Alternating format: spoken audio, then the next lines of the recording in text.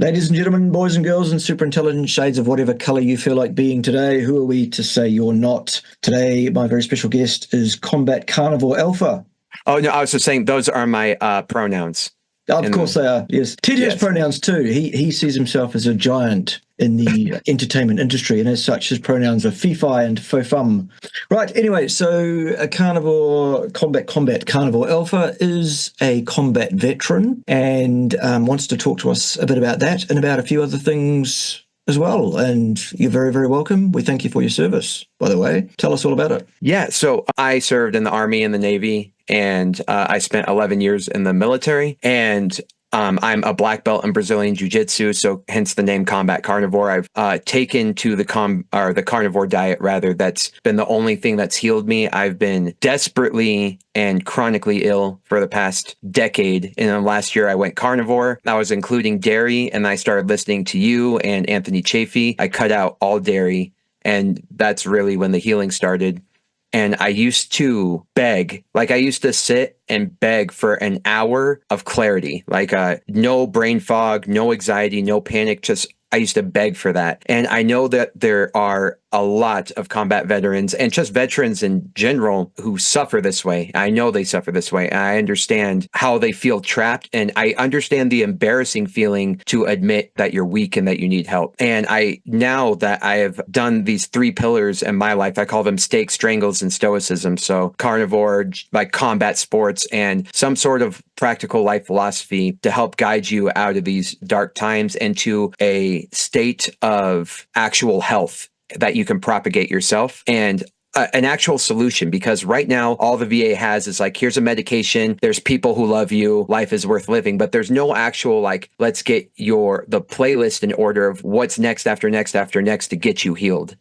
They don't have that. It's a missing gap. So my goal was to talk to you and see, what would your advice be, your suggestion? Are you seeing the same things? I'm seeing that people in the military are fed a bunch of processed garbage nonstop. They're forced to deal with stress. The brain becomes, I know you don't like the word, but everyone uses insulin resistant. But the fact that, ketones they're not running on ketones, can't cross the blood-brain barrier, all that stuff. So I was hoping that you could give us all of that.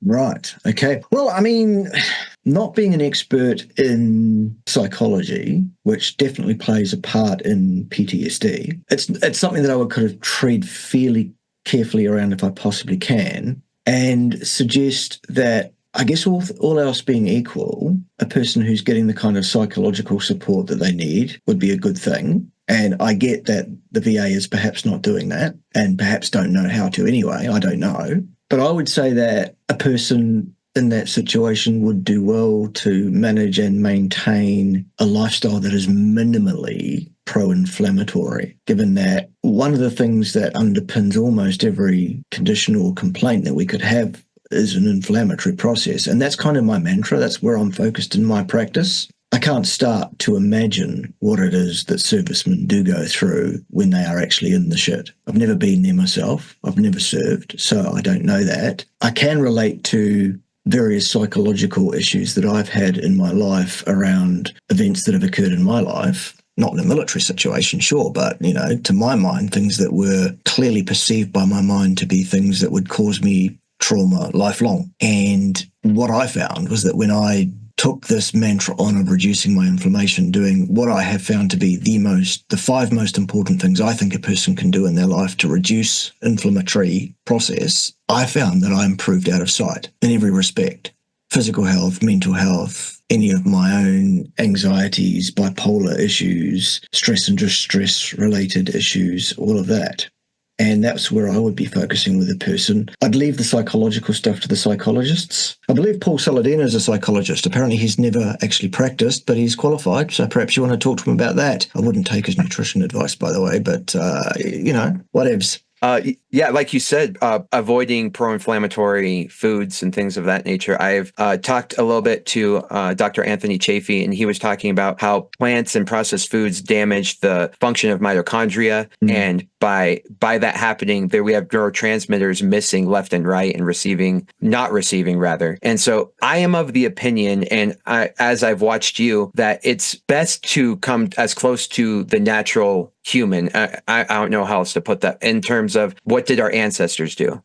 like getting as close to that as possible. And the way I've seen it, ancestors had to deal with traumas left and right. And we're looking at the suicidality of World War I and World War II vets, and they were fractional and arguably much more terrible wars. I mean, you can't really compare, right? But Sure. like mustard gas and gas, chlorine and things like that, destroying people compared to the type of warfare we have now, right? Which obviously there's atrocious things happening now. So why would it be that the suicidality has gone up so dramatically and with accordance with processed food, seed oils, and other things? Well, again, it's very, very difficult, if not impossible, to look at and to tease out causes and or effects in science as that relates to hard human health outcomes of any kind over any period of time, because we just do not have the science. And we have no way to do the science because there's no way to ethically conduct such an experiment. So we have to speculate a bit. And I would suggest that there are a number of things that have gone on that have pervaded our society in the last 100 years that have progressively eroded our ability to actually stand up, look adversary in the eye and say, no, sir, not here, not today. And I think that our diet has had a massive detrimental impact on our health over the last 100 years, combined with indolent lifestyles, lack of physical activity, lack of awareness in that regard. The way that children have been brought up, and most notably the last few generations, the loss of our former core values as a society, the advent of WOAKery, that the erosion of healthy roles for people in society based on, shall we say, what chromosomes they have, all of that stuff. I think that's all had a massive impact on how people view the universe, because the universe is a very different place to what it was when our forefathers fought the first two great wars. Okay. So I think we're softer. And I think, there are a number of things playing into that, but all of that speculation, of course, none of that's science. You can't do science on this. Right. Well, let's say this then. If you, let's say Bart K, were a combat veteran and you came back with PTSD after eating all the MREs and dealing with all the stress, of course, when you say we're softer, we mean that as a general sense. What would you do to reverse the symptoms that you've occurred along with PTSD? And I haven't met a single combat veteran lately without gut problems and all sorts of other issues. What would you do if you came back from war with all those symptoms? All right. So I have been, I guess, alluding to already, I have a mantra of 5 things that I think a person should do in order of priority. That are the top 5 in terms of reducing chronic systemic inflammation. And I think these 5 take out about 95% of the problem for the average person. And I'm not remotely suggesting that a service person is an average person. They're not. Precisely, they are who they are because they were the elite of the elite. So generalized statements don't fit. But for the average person, and there's no reason to think that a service person should not also do the same things. Number 1 would be to eat a diet which is in line with your genetic gift, your speciation, the way that you have evolved on this planet. And that would be to eat a diet which is hyper-carnivore. Actually, it turns out the evidence is in on this. It's N14, N15 isotope testing on the long bones of human skeletal remains of anything up to even 100 and something thousand years old. They all say the same thing, and that is up till about 11,000 years ago, give or take, humans ate the meat and flesh of large ruminant animals almost exclusively. There was basically no plant material in their diet to speak of whatsoever. Further to that, none of the plants that we currently eat as a species existed. They are all human inventions, every one of them. We ate a few rooty tubers that were particularly low in starch and, well, pretty much everything actually except fibre. And that was a subsistence thing to do when the hunt was unsuccessful, it seems. So I would suggest to you that having evolved on the planet for something like 350,000 years, eating a specific diet, it would behoove a person to continue to do that, because positive and negative selection pressures and Darwinian evolution is not a theory. It's touted as a theory, but it's a fact. So we just need to suck that up and go, right, well, we evolved eating that way, we should eat that way. We have improved our lives in other ways with technology. Absolutely. We've increased our longevity using technology in other ways. Absolutely. You bet. And some of those things we should keep doing. But our attempt at technologizing, for want of a better term, our diets has been absolutely disastrous. The nonsense that you will hear put forward as nutrition science from so-called educated people is frankly stunning in its inaccuracy, its misanthropy, basically, to the very core of the thing. Anyone that tells you that a human diet should be a mixed diet, a balanced diet, or even worse, a diet which is, rich in plant material and very, very poor in animal material, no way, Charlie Brown. There's no science supporting that of any kind. Never has been and never will be. A lot of people say, oh, yeah, but you don't supply any science for a carnivore diet either. I just did. Nitrogen 14-15 isotope testing. Before that, 350,000 years, an immediately pre-human but not human species, and the one before that, and the one before that, and the one before that also spans back about 5 million years. We've been eating meat and fat for 5 million years. We are evolved for that, not the eating of plants, which we've been doing for about 11,000 years. Which in evolutionary terms, it's just that. It's a blink of the eye. We are not designed to eat plants in any amount, let alone nothing but. Those are the facts on that, it would seem, to anyone with remotely any sense, which you won't find too many people in the nutrition science field or commentators on health and any sort of even ancillary way that you won't find a lot of sense there. There's some, but you won't find it, most of you. So that's the first thing that you should do, absolutely, is eat a carnivore diet. May I interrupt real quick? So what you were saying about fiber, okay, so there are fibrous roots that we would sometimes take advantage when the hunt wasn't successful. And Anthony Chafee talked about, I forgot what his name was, I hate that I do this, but a man who ran 5 marathons completely fasted in 5 days. So that is also to say, it's not like we were eating it like we didn't get the hunt that day, so we went and ate fiber. You know what I mean? Went and dug up some roots. Wouldn't it be the case that you would have to be unsuccessful? Like humans can go days upon days without eating and continue to have enough energy to hunt. So it's not like it should be a daily thing to include a little bit of fiber because there is some evidence of eating some roots. Right. I don't believe for a second that fibers and roots were eaten on a daily basis, nor that they were a staple. They were a subsistence option to keep people alive a bit longer when they had been unsuccessful for an extended period, or that the animals just weren't there. Okay. And then this is, don't we need fiber in our diet? I just had a conversation with a vegan who was very demanding. Why don't humans need fiber? Even though they're saying that if you look on Google, if you were to Google right now, a healthy diet, fiber's on there. When you say it requires it's a necessity. There we go. It's a vital nutrient almost. Okay. I think, the first thing I would say to a person is if Dr. Google is your source of information, you deserve what you get. That is Darwin in action right there. Google. Goodness gracious. Unfortunately, though, if you go to the peer-reviewed literature on human nutrition requirements and stuff, you'll be getting a quality of information which is probably not greatly better than Google, it seems, unfortunately, sadly. When someone says to me, establish that people don't need fiber using peer-reviewed literature, I actually could do it because I do know the literature very well, but I actually usually don't bother because I usually just say, well, why don't you show me some literature that proves we do? To which they will invariably produce some opinion pieces, some pseudoscience dressed up to look like science, published in the literature, sure, but within 5 to 10 seconds, I can destroy anything anyone puts up in front of me as evidence of anything from the peer-reviewed literature on human nutrition, precisely because I've spent 2 decades in that industry myself and I know all the tricks.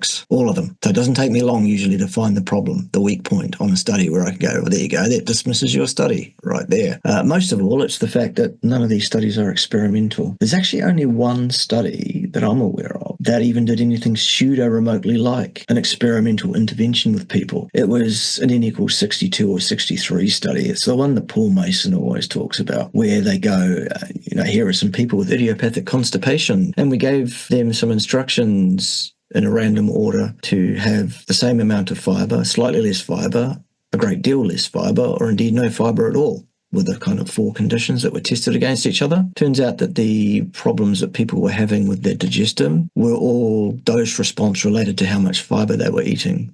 The less fiber, the less problems, dysfunction that people had, to the point where on every single occasion where all fibre was withdrawn from those people's diets, every one of those people had complete remission of all symptomology. And by symptomology, I mean constipation, fecal impacting, stress and strain, anal bleeding, those kind of things, those kind of problems that people have, inflamed guts, distension, gas, all of it disappeared when you take the fibre out. Well, that's not cause and effect because it's not experimental, but it's pretty, I guess, convincing, or it should be if it isn't. So that's the only thing that's out there that's experimental. Everything else is theoretical. So as we have seen the fiber intake increase, we've also seen the amount of, or I guess the cases of digestive issues increase as well. And so I feel like the trend would be opposite, just, by looking at it from an outside perspective. But I also have a question. This is just me speculating.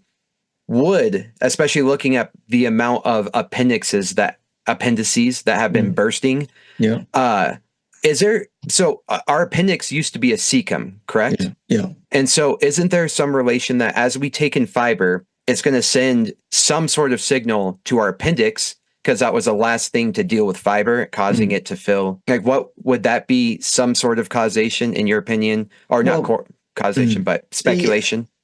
The appendix that humans have, it's called the veriform appendix. It is a vestigial organ, meaning it's the last remains of an organ that is withered, shrunk, is no longer a functional thing in humans, other than it's thought that it still plays some role in immune modulation. But who knows? Okay. If it becomes infected, aggravated, inflamed, inflammation again, then it can swell, have an immune response, become so septic that it can swell so much that these things can burst. And generally, on most occasions, when you have appendicitis, that's diagnosed and that appendix is removed surgically before we get to that point. So that being said, this is the example I think of, and tell me if I'm wrong in thinking of it this way. It's like if somebody had retired and they hadn't done their job in 60 years out, so they're like older, decrepit, and no one needs their job anymore. The work that they did no longer is required. And so he's retired. He doesn't work for a ton of time. Then all of a sudden, out of nowhere, people start demanding this work from him in overload amounts. And he's no longer that person. He gets overwhelmed. That's the way I kind of see the appendix. Am I completely off in thinking of that? It's hard to really know exactly what can set an appendix off to the point where it goes, right now, I've been fine, and now suddenly I'm going to burst. Okay, the process is longer than that. Appendicitis, you'll know about it well before you've got a bursting situation. As to what sets that off, who knows? Okay, sounds good. Yeah. Now, last thing that I wanted to touch on about our ancestry, and this is something that I've been studying a lot, because I think the science is going to continue to catch up to the wisdom of our ancestors. It's like no matter what studies and things are going to be done, eventually it's going to show a lifestyle that is more in accordance with our ancestors, like getting in the sun, eating red meat, so on and so forth. When I looked at our ancestral lineage, and I'm looking at monkeys that we are most closely related with, the first thing that those monkeys eat when they are able to catch another monkey or another animal is drinking the brains, especially of like younger monkeys. Okay. So we see monkeys constantly eating brains. And then it kind of makes sense that when we became scavengers, like as the jungles receded a little bit and we were venturing out, that when they would find skulls that other animals couldn't break into, they're like, oh, game, this is free brains, you know what I mean? Because it's protected by the sun. Protected from a lot of other things. So I've been reading these articles about how they think that most of our diet for a very long time was scavenging and eating a ton of bone marrow and brains by bringing them back to places. Do you, would you agree with that? Yes, I think that we did spend quite a bit of time being scavengers before we kind of got it together with the hunting thing. Is that when we became fad adapted? I would say so, absolutely. I would also suggest that humans would have been able to scavenge quite a bit of muscle meat. Okay. Because actually muscle meat is the last bit of an animal that things like lions would go for. The lions will have the guts first. And if humans can get together and scare the lions off the kill, then that's what's going to be left behind. Interesting. Speculative, but whatever. If the lions go for the viscera first and the fatty meat first, and we're left over with the leaner meat, then why would we become a species that requires so much fat as compared to other carnivores? Well, it would be around the consumption of fattier parts, i.e. brains and what you were referring to, probably. Also, to say what we would require it in terms of levels of fat, well, that's a bit variable between people as well. Okay. A bit. Well, I guess I would say when you look at another animal compared to a human, don't we require, wouldn't you say, higher fat to protein ratio? Depends on what animal. Because, you could compare a human being pairwise with all sorts of animals. True. And you'd get very different responses. People would say, okay, well, why don't we compare humans to some of our closest relatives? Let's take something like an orangutan or a chimpanzee. Well, they eat a lot less fat than what we do and much, much more plant material. They also have a cecum, by the way, which we no longer have. It's that variform appendix. What happens in their cecums?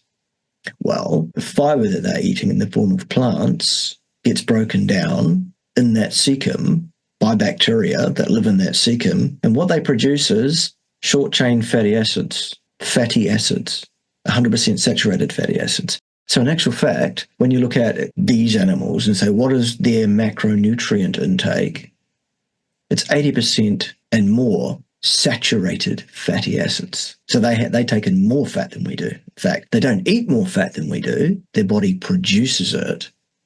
Well, the bacteria that are in their guts produces it. Then they absorb it and use that for purpose. Chain elongated to longer chain fatty acids, build that up to triglycerides. Hey presto.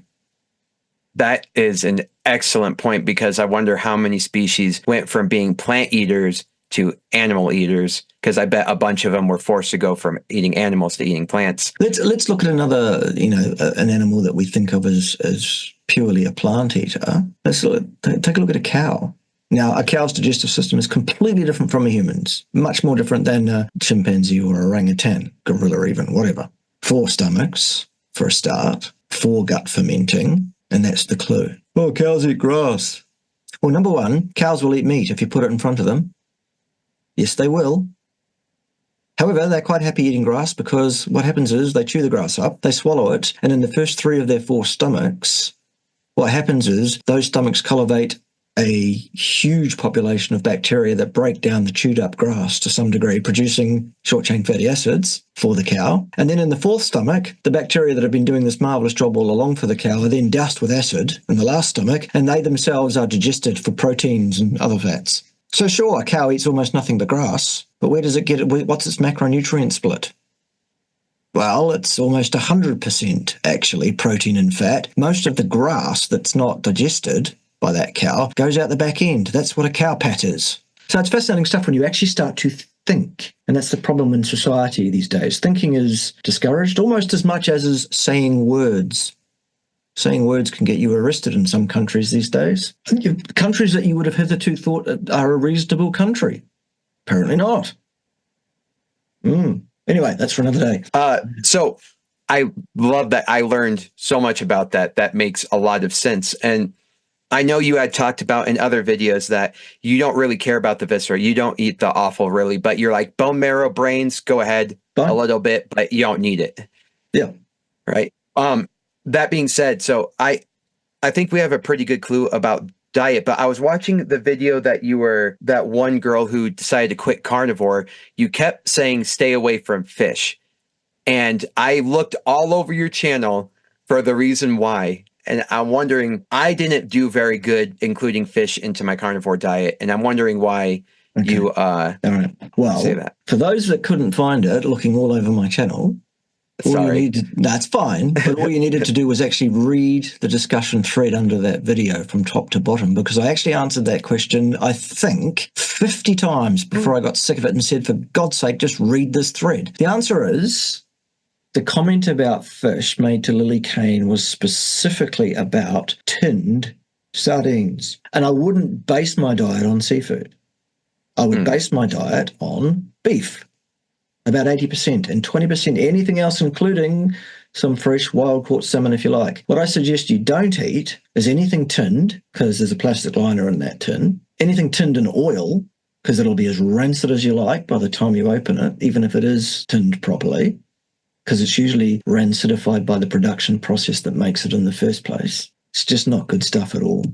Yeah, the fishing industry. So the reason why I asked that is I actually worked commercial salmon fishing in Alaska in Bristol Bay, and we ate a ton of salmon there, right? Obviously. Sure. And I was wondering if it was a general statement that there's something I need to learn. But now that you give that answer, that makes a lot more sense. So that was eat a diet that's more in alignment with our ancestral roots. And then number two, the second thing you would do if you had been a combat vet and you were going to try to heal yourself from what was going on. Got it. Okay, so we've got the carnivore diet squared away. That's the first thing. The next thing is 3 specific nutraceutical products available from a company called Cerule, with whom I am joint ventured. Absolutely, yes. And yes, I'll get paid a commission if you buy their product. I make no apology for that. Why should I? Why should you take these products? Well, because I'll get $15 commission.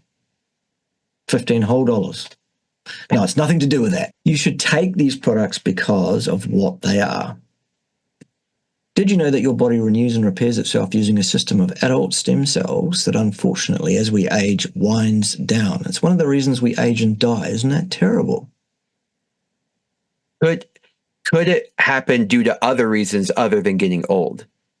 Could you have more difficult problems releasing adult stem cells due to other factors? Sure, it is possible, but we absolutely know that aging is one of those things that absolutely will reduce your ability, such that your peak is about at age 18. By the time you're 50, your ability to release adult stem cells will be down to about 50%. And by the time you're 70, you'll have about 30% left. It's a pretty good correlation, really, isn't it? So what this product is, the main flagship product, it's called Stem Enhance Ultra. That's what it looks like. It's a stem cell release agent. It causes your body to release stem cells more like it did when you were at your peak. Isn't that fantastic? That's where you get it from, basically. We also suggest that you take some products that work alongside those in a synergistic fashion. This one's an anti-inflammatory called Cyactive. It knocks down the LOX and COX pathways. It's anti-inflammatory directly. Isn't that awesome? And the third product is a blood flow agent, which is basically an enzyme preparation that dissolves these fibrous buildups in your microvasculature, in your capillaries, as Americans would call them. Capillaries. We call them capillaries. Whatever. It clears out your capillaries so that the stem cells and blood and things can get to where they need to go. So that's why we suggest those products are awesome. Is there any sort of contradiction of eating plant matter that are in the supplements compared to being carnivore, or is it so negligible it doesn't matter? You can be eating an inappropriate diet for a human being and still get some benefit from stem cell release agents, anti-inflammatories and things in their own right, you bet. But why not combine those two things and optimize? Because they're the top 2 most important things on this 5-point list. And that being said, is there, I don't know how I would phrase this, because you've described the stem cells as like a balloon hanging off a tree, right? Or something like that. And it cuts the balloon off. Yeah.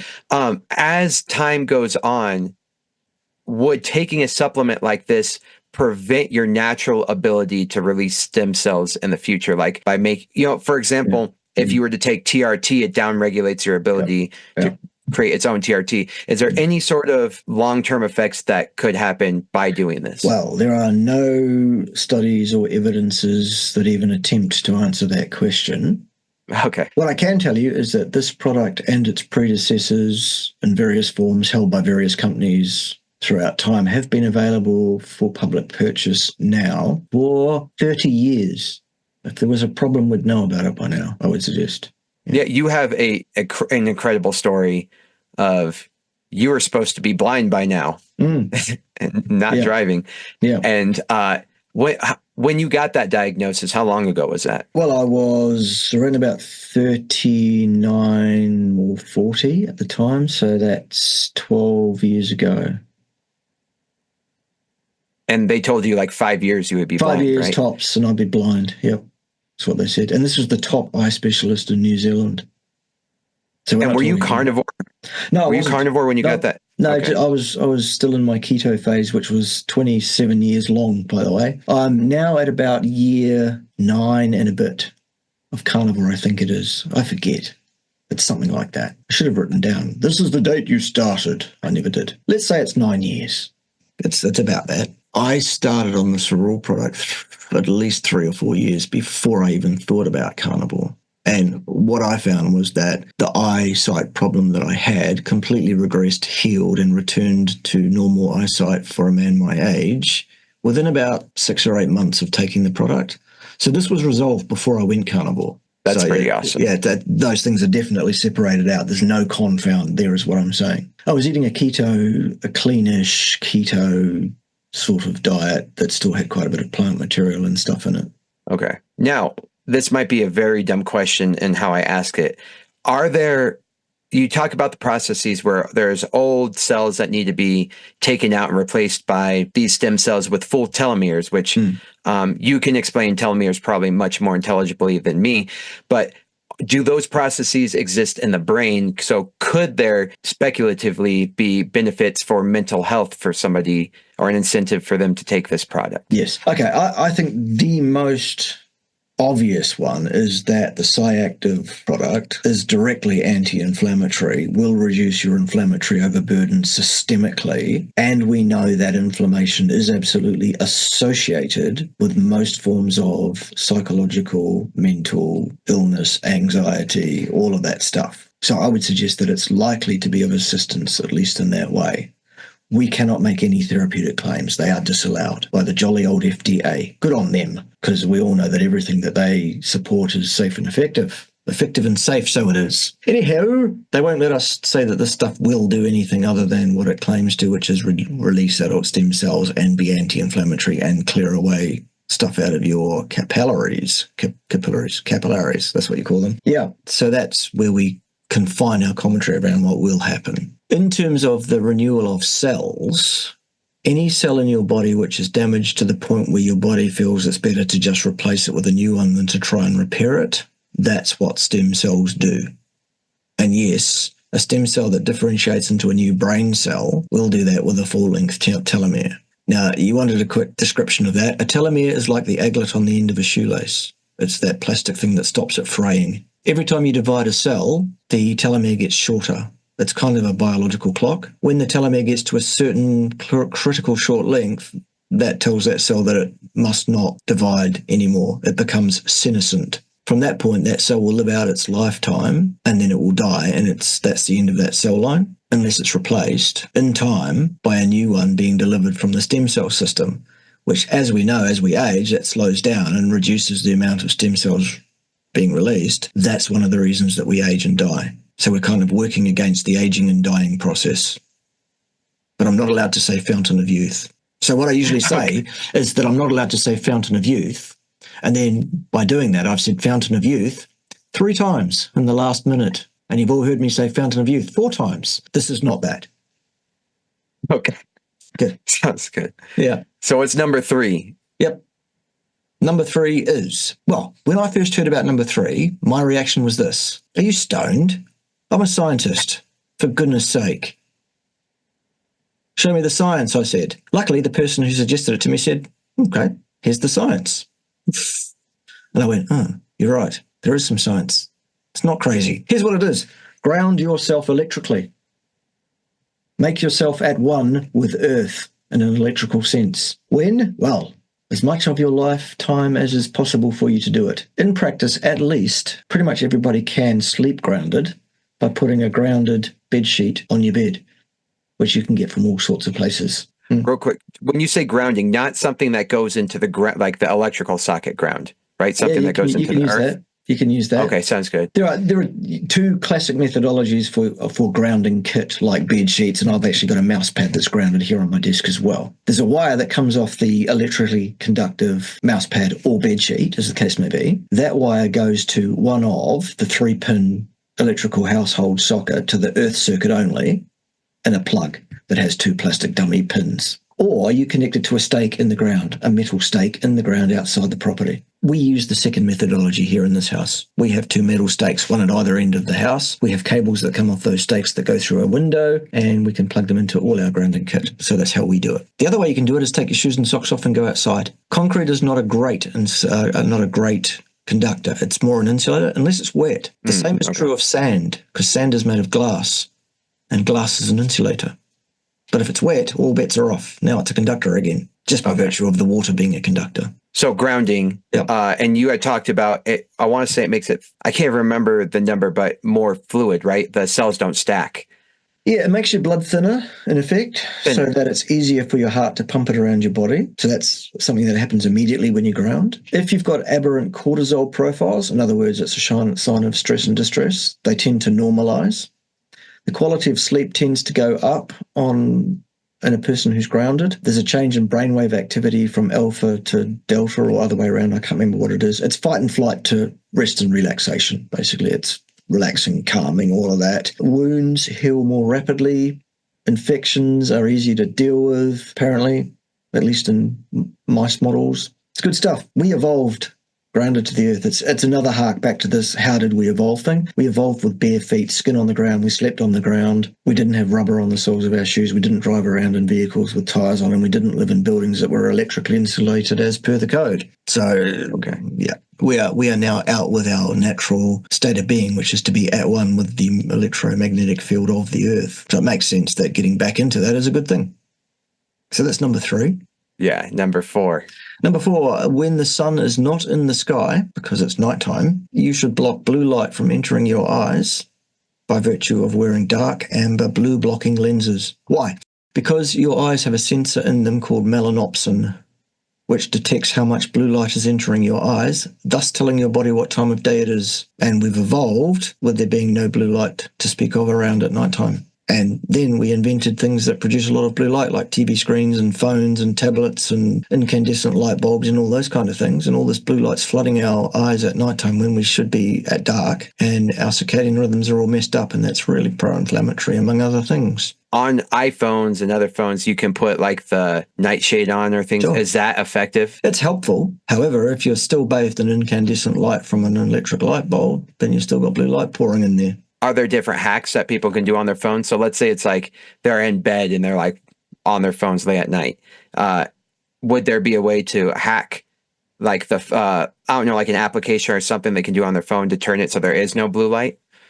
Most of those filters remove most of the blue light. That's why the screen looks amber. So that's helpful. And as long as you don't have the top light on as well, then you're all good. Don't be fooled by these computer lenses that many companies sell that say, these are blue blocking lenses and they're clear. Well, no, because if the blue was blocked, you wouldn't be able to see it. The fact that you can still see blue, I mean, I would have thought that was pretty damned obvious, but clearly we have to spell some of these things out for some people. By the laws of physics, if you block blue light, what you get left with is a very amber look on the world, because amber is the opposite color of blue. That's how it works. That's what you need. Nice. And the 5th hack is to undertake 45 minutes 3 times a week of high-intensity burst and repeat type activity and or resistance training at the high end of your capacity. What do you consider Brazilian Jiu-Jitsu? That would be high-intensity burst and repeat style activity if you trained in terms of rounds and then had breaks between rounds. Perfect. That would be fine. Sparring and grappling and whatever else it is that you crazy cats do. And then when I've listened to you talk a lot, I try to get as much screen time with you in terms of watching videos on advice in working out, building muscle. And I don't know, maybe I'm perceiving something wrong, but you're kind of like indifferent about it almost, just because I feel like you've been asked this question so many times. Okay. So I just want to ask you a hypothetical. Something that I started to do based off the research I've seen about going until failure. Yeah. I decided that because I think nobody can argue that they couldn't give themselves 10 minutes a day. I only do one activity 10 minutes a day, and I go to failure each time. So, for example, if it's like a decline push-up or pull-ups or whatever, I'll do as many as I can until failure, take a little bit of a break, and then go again until failure. I only do that for 10 minutes. And then that's it. And I've had the craziest pumps I've ever had. And I have never been as sore in my life. And my goal isn't to necessarily build muscle, but I imagine if you were to tailor this to more like weightlifting approach, I bet you could, by isolating muscles and doing this, you would have much But you have said that it's the inverse relationship between how long you train and how intense you can train. Sure. And I feel like this was an awesome solution I have built to because I'm so busy throughout the time. My body has never looked better or performed better. Mm.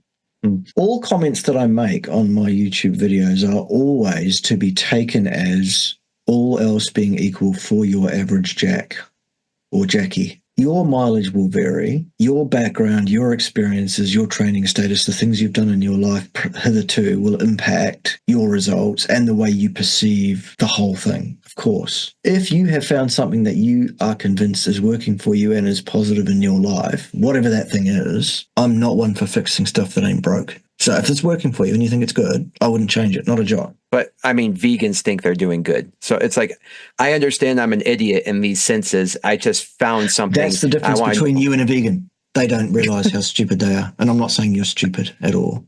You're not. I am. It's okay. No, you're not. When I listen to you and Anthony Chafee and stuff, there's definitely a level. And actually, it's why I started this is I was like, I could either get discouraged that I don't know anything, or I could start at the bottom and try to get there and learn as much as I can by getting in front of people like you. So what can I do? What would you say to do, or how would you optimize whatever I'm doing? Okay. If you were me. If I'm talking to a person who is already highly involved in a sporting activity at quite a level, clearly looking behind you there, then you will be used to training at an intensity below where I think you probably should for a period of time longer than I probably would think you should personally. Okay. Now, I can approach this with I've done all this research and I've published all these bits of science and I'm the science, trust me, I'm safe and effective.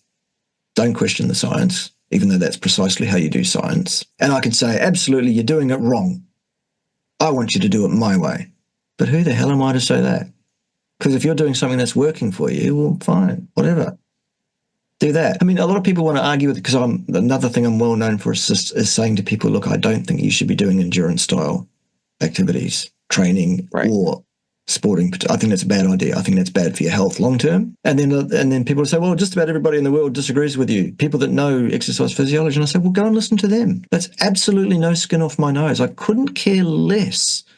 I'm telling you what I know based on, my understandings of it, based on having been involved at a high level in exercise physiology as a scientist for, a couple of decades and stuff.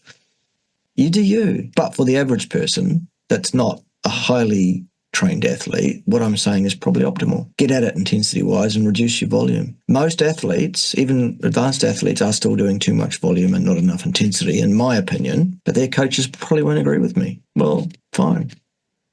Whatevs.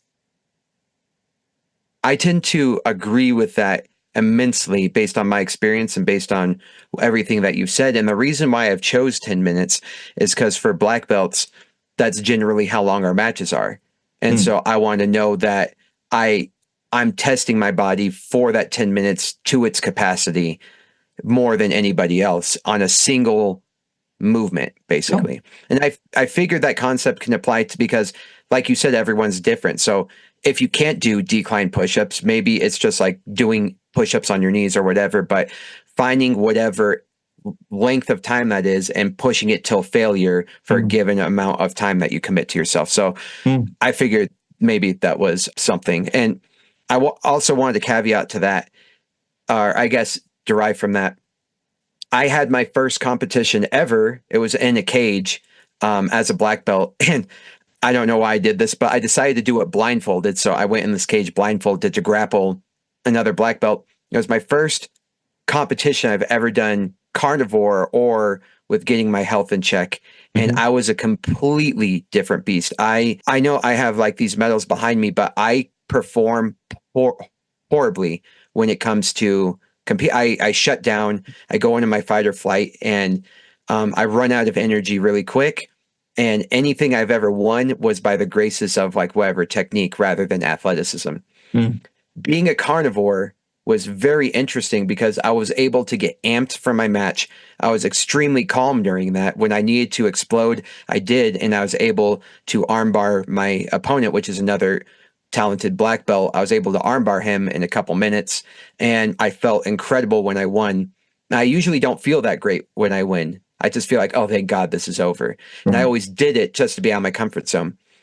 what would I know this is kind of weird, but for people who are in combat sports and for people who are kind of pushing themselves, being an athlete, why would carnivore benefit them, and why do you think I had these positive effects by in those high stakes situations by being carnivore, by having been fat adapted? Well, I think it boils down again to the same old thing, which is that the hypercarnivore approach to nutrition is the one that's in line with your genetic gift. It is the one that's appropriate for your species, and it is the one that will lead you to the highest likelihood of performing at your absolute best, all else being equal. Simple as that. Okay, sounds good. All right, that was an easy answer. I love it. Yeah. I have two health questions and I bet you can answer them really quick. Okay. Two things that this vegan brought up to me, which I disagreed, but I didn't have the articulation to say. He was saying that when the body becomes acidic, that is when we start reaching all of our non-communicable diseases, basically, and that you want your body to be alkaline. Right. The body never becomes acidic. It never does that. Well, if it does at all to any meaningful degree, that will be immediately prior to the point that you can expect that person to die. They are nigh unto death. It's over. It's happening. And it's very difficult to get that person back from that point. Your homeostatic mechanism that controls your pH will do that absolutely, steadfastly, and robustly throughout your entire working lifespan. There is no time under any circumstances based on anything that you can eat that will have any impact on your pH at all. James de Nicolantonio is wrong. Even though he showed a paper that absolutely proves Bart K. wrong. A paper that contained absolutely no data. It was an opinion piece. Well done, James. Good work, son. That's also for another day. Can't help myself. So can it go out? Is it healthier to be alkaline then? No. Okay. Your pH is absolutely, in every separate fluid pool in your body, the pH of that particular fluid pool is absolutely controlled and exists within a physiological range for that fluid pool based on what your body's doing to maintain those pHs. Absolutely. So what about stomach pH? So could somebody lose acidity in their stomach? Man, like I don't know. I speculated that I had a very difficult time getting over to carnivore because I feel like I had no stomach acid. I came from trying a plant-based diet. And what's your opinion on like stomach acid switching over? How long does it take to regulate, upregulate, whatever the words are? Yeah. One of the things that your body does is maintain the pH of your stomach optimally to be dissolving the kinds of foods that you're intaking. It's designed to be highly acidic, more acidic than vultures, actually, more acidic than lions, and you are designed to absorb meat and fat, which breaks down in acid. Feed yourself plant materials. Plants break down in a more alkaline situation. So your body is limiting its acidity so that you can absorb any of the plant material at all. It's a bad thing. You shouldn't do it. Absolutely, if you've been eating a plant-based diet or even a diet that consists of a lot of plant materials, your stomach acidity is likely to be compromised. And that's one of the most common causes of acid reflux, actually. Paradoxically, people that get acid reflux, it's because they don't have sufficient stomach acidity. It's not because there's too much. So if someone were to switch to carnivore and they had low stomach acid, do you just wait it out until it starts producing? Do you need to supplement with HCl? How would you go about that? Right. Good question. The answer is a person that is having gastric reflux issues of that kind is best, in my mind, suggested that they take betaine HCl or something like that to increase the stomach acidity. That said, do not go carnivore overnight. Do not watch this video and go, that carnivore thing sounds great. I'm doing that starting tomorrow, because that's a mistake. You need to change your diet glacially, slowly, 6 to 8 weeks from whatever it is now to whatever else it is that you want it to be in 6 to 8 weeks from now. Do not change your diet overnight. That will mess you up. Sounds good. So how long, would you say, because this was one of my major issues, how long would you supplement with the HCl, and how much would you do of the HCLs? Because some people are saying take as many until your stomach feels warm, and then other people are saying you won't always feel warm, so you're just adding a bunch of unnecessary acid to your stomach. What would you say? I would say take according to manufacturer's directions. And for how long? Well, preferably it works fairly quickly in terms of getting that sphincter to close off, because that's the thing that closes the top of the stomach off to the esophagus. It's acidity that causes that to occur. The reason that you get acid splash when you don't have enough acid is because it's not closed properly, because it's not activated enough. So that's what's going on. It should work. Okay. It should work within a few days, really. And if you change your diet slowly, this is much less likely to be a problem. Okay, yeah, I slowly changed my diet, but trying to give up dairy was one of the hardest things ever. Okay. It feels like every time I completely got rid of dairy, I would make it like a week or two and then feel like I was completely dying. And then not until I started taking HCl was I able to completely get off dairy. But I tried like multiple times. Cool. But yeah, so anyway, that's the reason why I was asking about that. There you go. Cool bananas. All right. That's about all we have time for today, boys and girls. So why don't you remind us where it is we can find your social medias and how do people find you and all of that kind of stuff? Hopefully I can give you a link. It's actually a link tree, so I can get access to all my YouTube, my Instagram. So just check out the link in my description. I'm the Combat Carnivore. Chad the Dad is my fight name. Fantastic. All right then. Well, it's been a pleasure meeting with you and, sharing bits and bobs about things and stuff. Let's do it again. Have your people call my people. These are my people. Right, sounds good. This is the guy you talk to. He's in charge of everything. See you then. Thank you so much for having me on. All right. Ciao.